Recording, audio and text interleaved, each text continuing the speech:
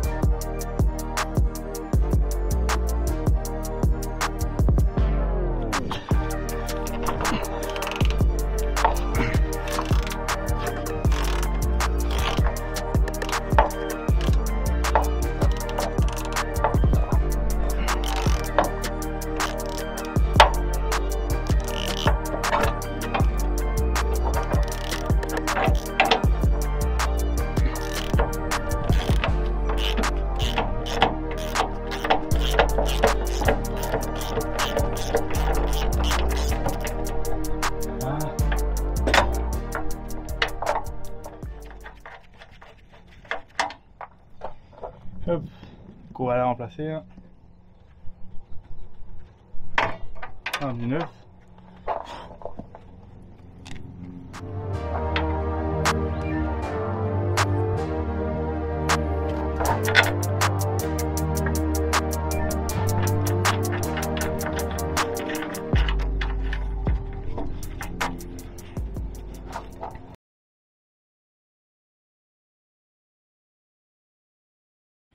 Bon bah nous revoilà dans la cellule, on s'amuse actuellement à enlever donc toutes les plaintes donc, qui sont en bas là, surtout sur toute la longueur, voilà, donc d'ici là vraiment, donc on va essayer de faire tout ça, comme ça jusqu'en bas. L'idée c'est justement de démonter la paroi qui est derrière, voilà.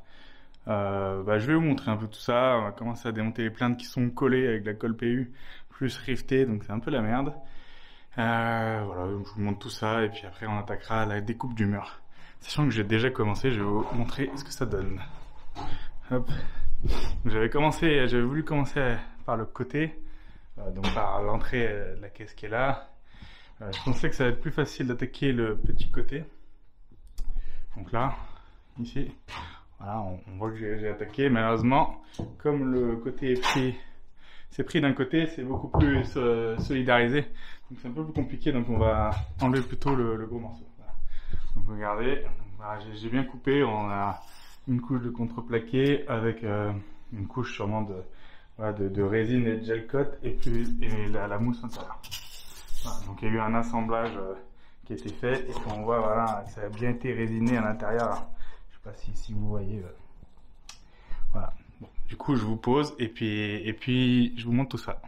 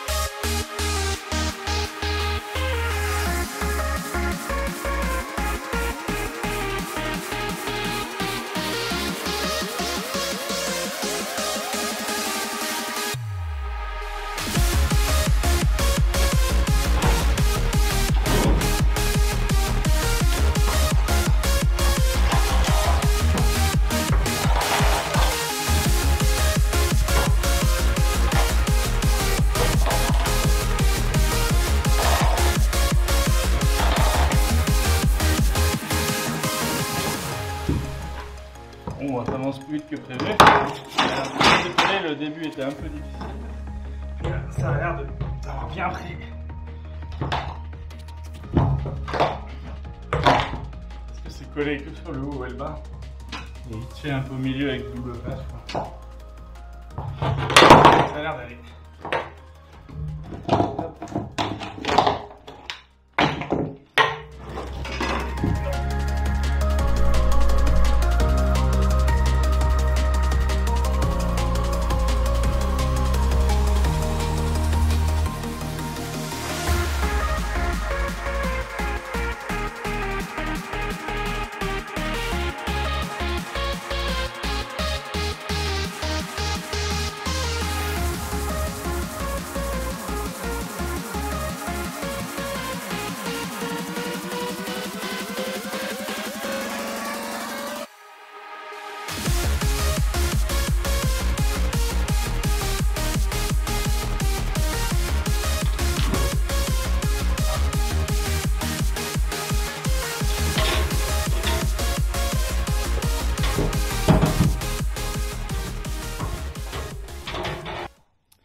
Et ben voilà, j'ai fini d'enlever les rivets. On va pouvoir enlever la plaque. Voilà. Et donc l'idée après c'est de découper toute la grande plaque, en haut, en bas, sur la longueur, pour aller l'enlever et s'en servir pour boucher le camion. Et ben écoutez, on continue.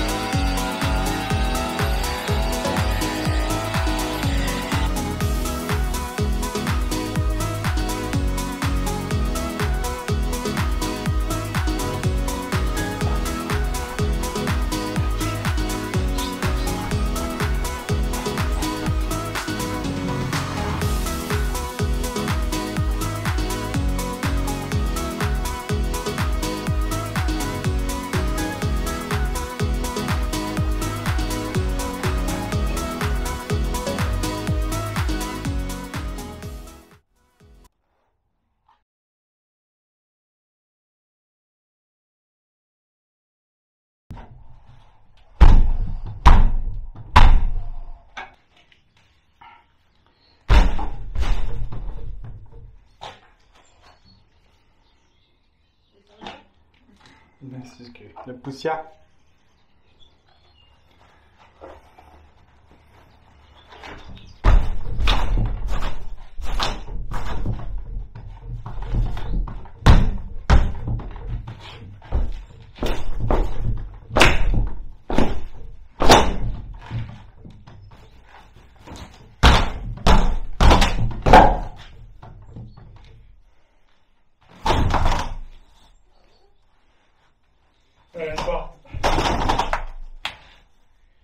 Ça fait à peu près 600 tonnes.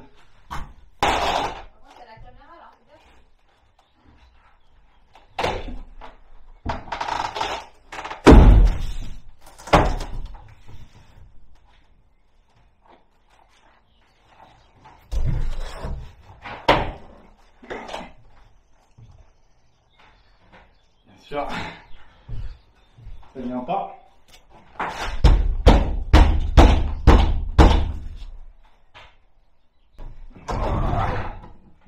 Voilà, nickel. Et voilà, le mur a cédé.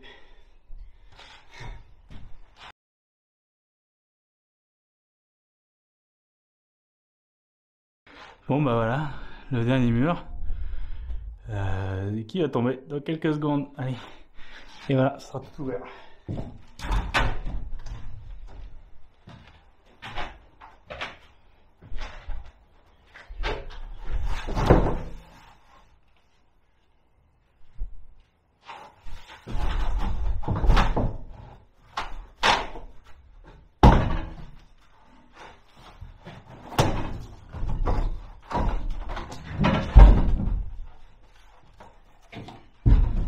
Et voilà. Bonne chose de faite. Maintenant, nettoyage. J'espère que cette vidéo vous a plu. Maintenant, ça va être quoi le programme pour la Et prochaine? dans les prochaines opérations, on vous montrera donc la fixation de la cellule sur le camion. Après la peinture. Après la peinture, bien sûr.